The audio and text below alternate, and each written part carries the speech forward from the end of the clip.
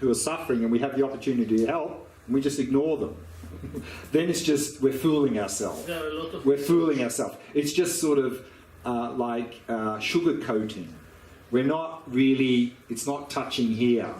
What's happened there is that our ego has hijacked our practice, and now we've become spiritual ego. You know, I'm so wonderful. I'm doing all this loving kindness and compassion meditation. Look at me. You're not as good as me. You should be more spiritual like me.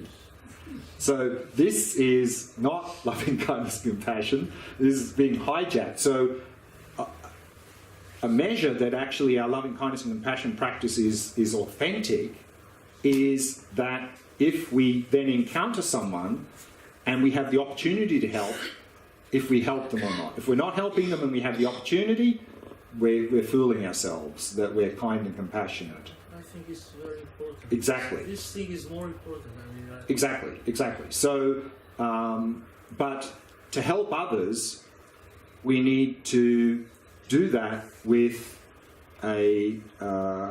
with wisdom, particularly the correct worldview. Otherwise, you know, there are many people on the planet who aspire to help others, but they're completely ignorant of how to do that, and actually they're destroying the planet, as we see. Yeah. So therefore, it's important to have this sort of understandings here. Then we need to act. You know, often people talk about, what's the term they use?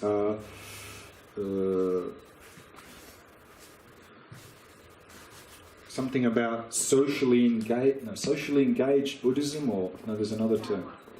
Buddhism in action. Yeah, no. But people say, they talk about this, and I sort of think, well, if you're not doing that, you're not really a Buddhist, are you? But they think that this is somehow something, a different branch, you know, that we need to be socially active or something. And I'm thinking, well, you know, if you're not somehow socially active, then how can you call yourself a Buddhist? I mean, you're just sort of pretending. So therefore, these aspirations, if they're not leading to action, they're just words. They're not sincere. Did the Buddha in the first turning of in the sutras of the sutra of the first turning of the wheel of Dharma actively said that the world exists from his own side? Yeah. You have in these teachings that he talked about that the material world is made up of very small, he called them partless particles, kalapas in Sanskrit. And this is basically a classical physics, you know, atomic theory, that the world is made up of many small particles. That's the foundation of the world. That's what he said in the first turning of the wheel. So those two philosophical systems that came from that are similar to sort of classical physics. You know, there is an objective world made up of very small particles. But of course, in the second turning of the wheel, this idea of emptiness, then of course that is negated. And we'll look at what that really means on day 9 in some detail. Okay, another question. Is there time? Sure. It's about aversion, of course. Aversion. Yeah, of course, if we analyze our daily life, then aversion is everything. And in case of their disease, like chronic disease, then when we take medication, it's by being aversive to the actual, like it's not a real acceptance of the situation. Okay. So here we need to understand what do we mean by aversion and acceptance. Acceptance doesn't mean do nothing about it, that everything's okay. That's not acceptance. When you hear the word acceptance in Buddhism, that's not the meaning. Acceptance means that in the present moment, this is what's going on. I can either accept that fact, or I can try and have aversion, try and deny it or push it away. So acceptance is not saying everything's okay, it's hopeless, everything's good. This is not acceptance. So and that's unfortunately how some people interpret it. This is an ethical disaster. This, you know, because often we hear this idea of being non-judgmental. And people think non-judgmental means accept everything. Everything's okay. Everything's not okay. So that's not what non-judgmental means. Non-judgmental means don't react in a distorted way. That's what non-judgmental means. It doesn't mean don't respond. So here then, when we're talking about suffering or some negative behaviour, we need to respond. If we've got some physical illness, we try and cure that. And then we can follow advice from the great Indian master Shantideva. If a situation can be remedied, why get upset? Just fix it. And if a situation cannot be remedied, what's the point in getting upset? So therefore, aversion is this non-acceptance in terms of just trying to push against it. So all that aversion does is it magnifies our suffering. The more aversion, the more suffering. So yes, if we've got some illness, acceptance doesn't mean, okay, I'm sick, I'm not going to do anything about it. That's not acceptance. Acceptance is acknowledging, okay, I've got this illness, can I do something about it? Yes, okay, I'll fix it, I'll take some medicine. No, I can't do anything about it. Okay, it'll pass. That's acceptance. If aversion comes in, and we know this, when we have strong aversion to things, then instead of responding in a good way to that difficult situation, we often overreact in an inappropriate way, and then it becomes a big mess. So it's very important to have this understanding. Okay, so compassion, to practice it like loving kindness stages, we do it in stages. That again in the text, 4 stages are usually described. First, cultivate compassion to our friends, most easy. Then expand that out to include people we don't know very well, the so-called stranger. Once we're comfortable with that, we start to expand it out to difficult people, the so-called enemies. And then we expand it out to all living beings. Usually these 4 stages. But again, like yesterday, I think in our modern society we need to add one more step at the beginning, and that is to start by cultivating compassion for ourselves, because if we're not kind and compassionate to ourselves, we won't be able to expand that out to others. So that's what we're going to do in this meditation. Like yesterday, we're going to start by first compassion for ourselves and then slowly expand it out. And then after the meditation, I'd like to briefly look at anger, in terms of clearly defining what we mean by the word anger. And then why is it that we actually get angry with people who behave badly? And it's difficult for us to have compassion for them. And then maybe if we have time, how to deal with this anger. So let's do the meditation first, compassion meditation.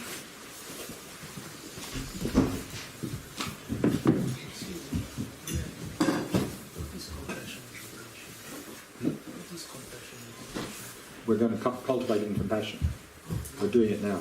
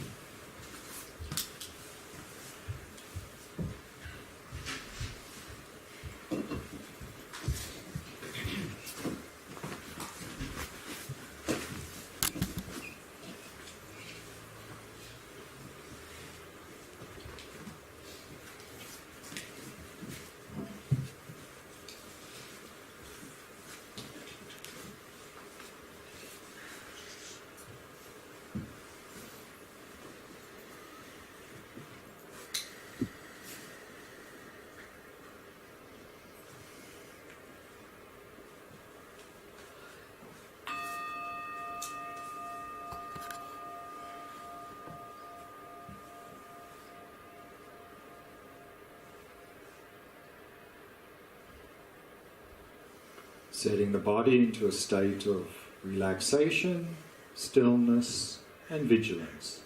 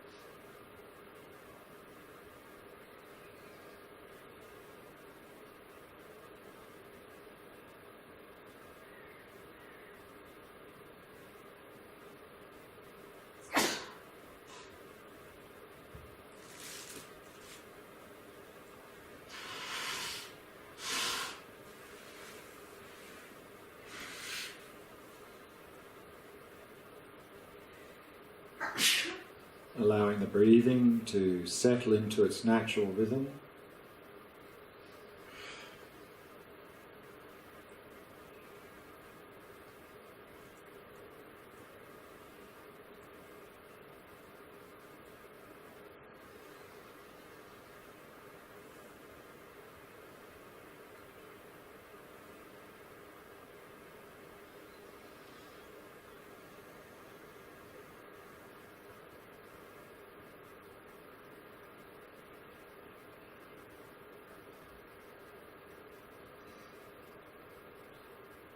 And bringing the mind into the present moment. Focusing on the sensations of the breath throughout the body.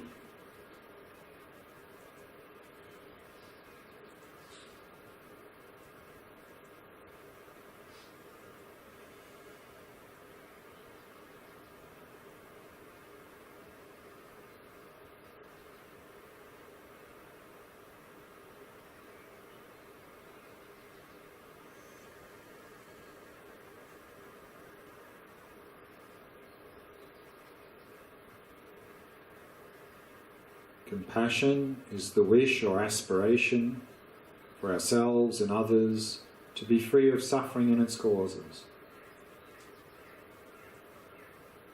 And we can begin by cultivating compassion for ourselves and then expanding that out to others.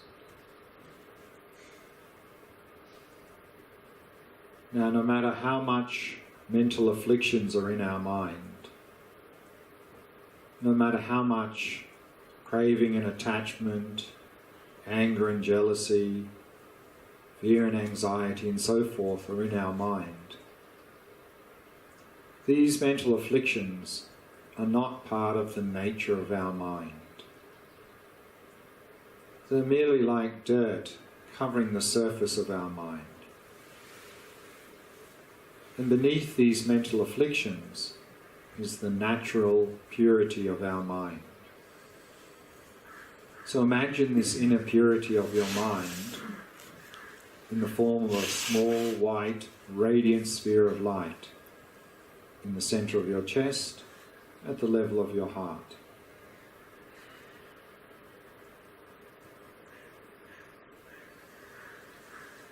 And then arouse the thought, how wonderful it would be if I were free of suffering and its causes.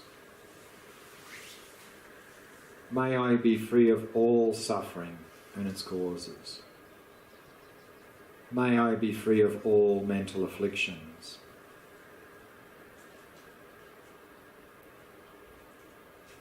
And then imagine your mental afflictions and suffering in the form of black smoke filling your body.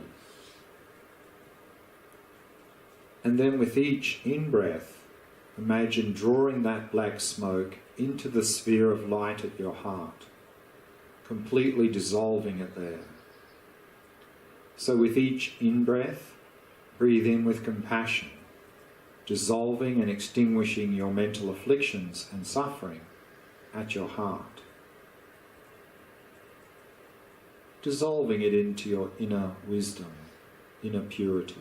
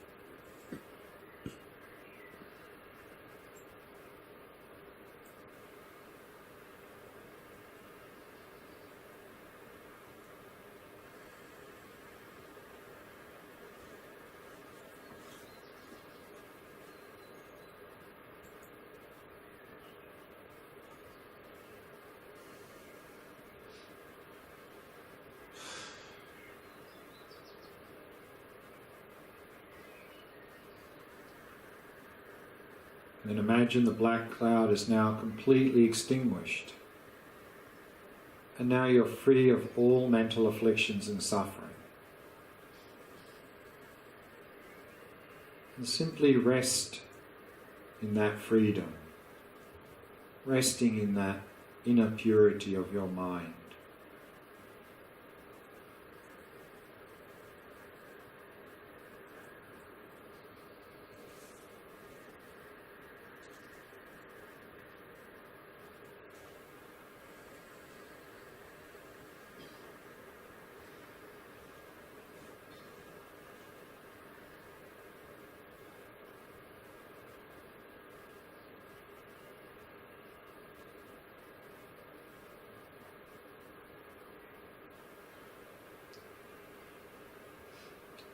And just as you wish to be free of suffering, so does everyone else.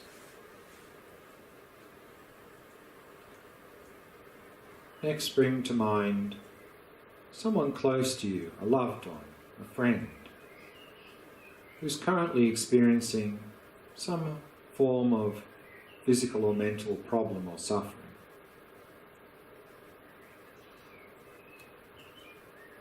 And picture them very clearly in front of you.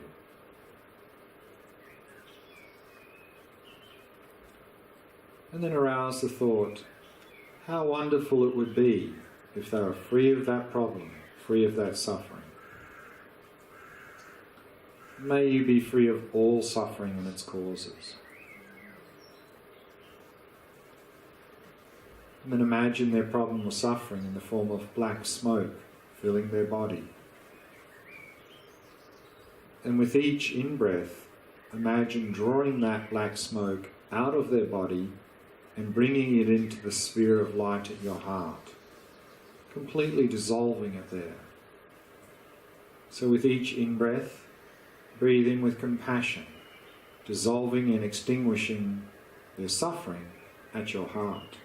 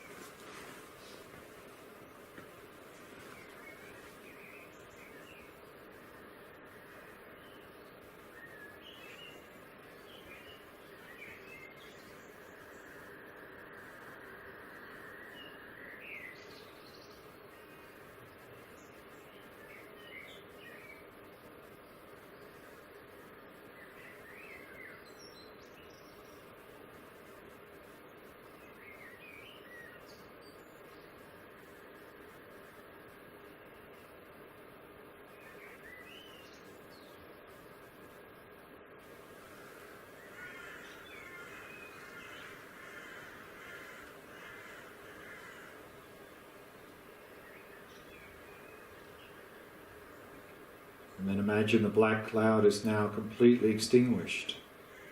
And now they're completely free of that problem or suffering. And take joy in this.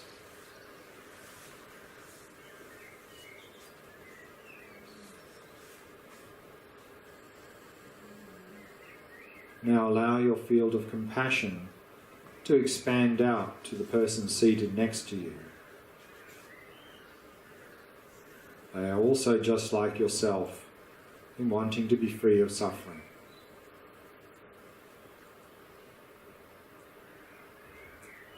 So arouse the thought, how wonderful it would be if they are free of suffering and its causes.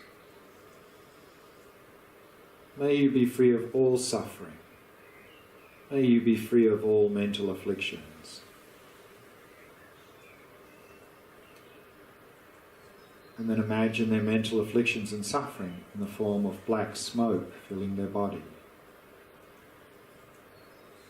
And with each in-breath, breathe in with compassion, dissolving and extinguishing their mental afflictions and suffering at your heart.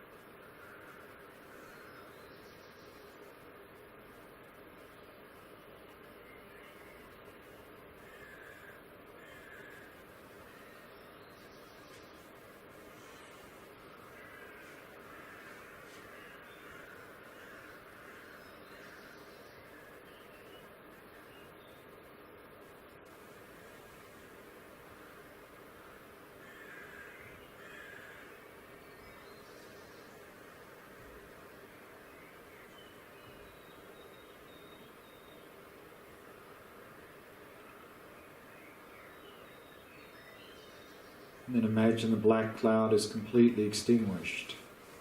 And now they're completely free of all mental afflictions and suffering. And take joy in this.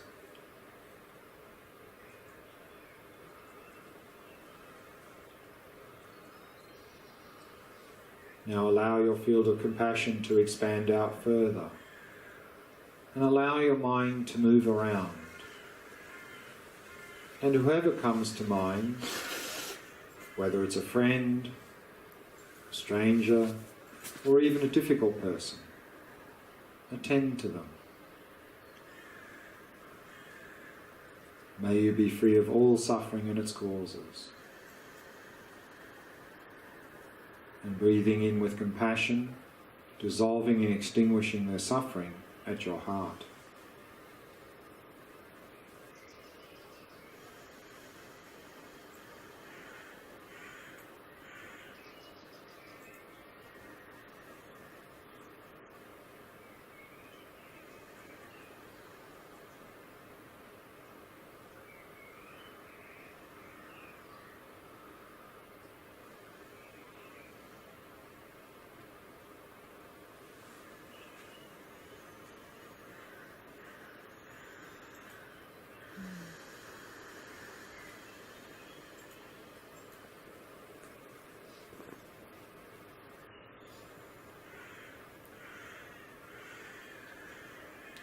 And allow your mind to continue to move around. Whoever comes to mind, whether it's an individual or even a group of people, attend to them. Breathing in with compassion, dissolving and extinguishing their suffering at your heart.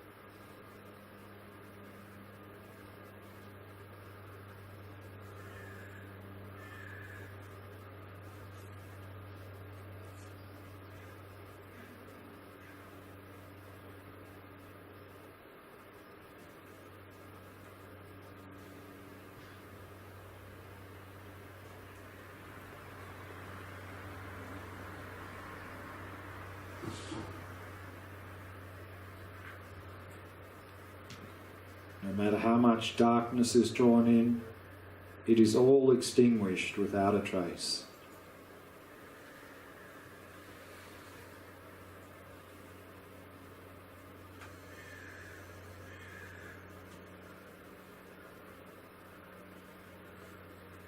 Allowing the mind to continue to move around, breathing in with compassion.